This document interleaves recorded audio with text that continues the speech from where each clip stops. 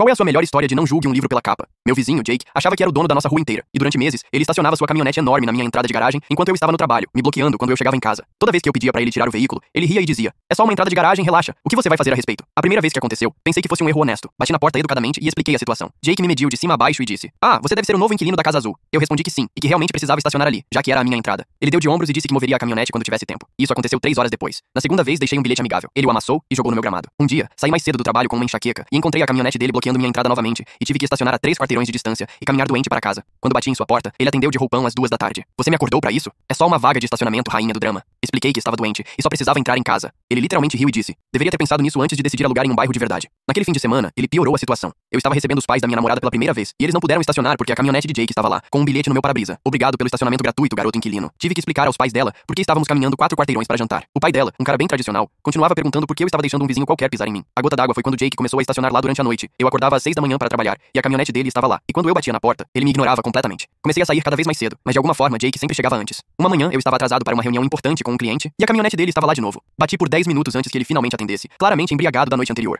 "Qual é o seu problema, inquilinozinho? Alguns de nós não precisam acordar de madrugada para pagar o aluguel." Eu perdi minha reunião e meu chefe não ficou nada feliz. Naquela noite, eu já estava de saco cheio e deixei um bilhete educado em seu para-brisa pedindo que, por favor, parasse de estacionar ali, pois eu precisava de acesso à minha própria entrada. 30 minutos depois, ele bateu na minha porta, agitando o bilhete e completamente surtado. "Escuta aqui, seu inquilino patético. Eu moro aqui há 15 anos e você está aqui há o quê? 6 meses? Eu estaciono onde eu bem entender." Ele continuou falando sobre o valor dos imóveis e como os inquilinos estavam arruinando o bairro, mas então ele partiu para o lado pessoal. "Você acha que deixar bilhetinhos te faz durão? Você provavelmente é algum universitário cujo papai paga seu aluguel." Ele estava errado sobre a parte da faculdade, mas o comentário sobre o papai o atingiu de um jeito diferente do que ele esperava. "Eu sou dono de 3 casas nesta rua, garoto." 3. Você aluga uma casinha minúscula e acha que pode me dizer o que fazer? Eu pago mais em impostos de propriedade do que você ganha em um ano." Na manhã seguinte, sua caminhonete estava lá novamente, mas desta vez com uma novidade. Ele havia colocado um cone laranja atrás dela com uma placa: "Reservado apenas para proprietários." Minha namorada ficou furiosa. "Por que você não chama logo um guincho?" Expliquei que era tecnicamente legal, já que parte da caminhonete dele estava na rua. A situação da entrada da garagem era complicada, a menos que eu pudesse provar assédio moral. "Bem, você não pode falar com seu pai sobre isso? Talvez ele tenha mais influência no bairro como o senhorio." Foi quando eu liguei para ele. "Oi, pai. Bem, seu inquilino da Casa Azul está com um problema com um vizinho." Meu pai ficou em silêncio por um momento. "Jake, o cara grande dirige uma Chevy vermelha?" Eu perguntei. "Você o conhece?" Ele responde: "Ah, eu o conheço muito bem. Ele atrasou o aluguel 2 vezes este ano." 2 horas depois, um oficial de justiça entregou uma notificação de despejo para Jake. Eu assisti da minha janela enquanto ele assinava o recebimento e em poucos minutos, ele estava esmurrando minha porta. "Você ligou para o meu senhorio? Você realmente ligou e reclamou como uma criança dedo duro?" Eu disse a ele que não tinha ideia do que ele estava falando. "Não se faça de desentendido. Alguém reclamou de mim para o meu senhorio e agora estou sendo despejado. Isso é assédio." Naquela noite, Jake veio se arrastando, com uma energia completamente diferente. A pose de proprietário confiante havia sumido. "Olha,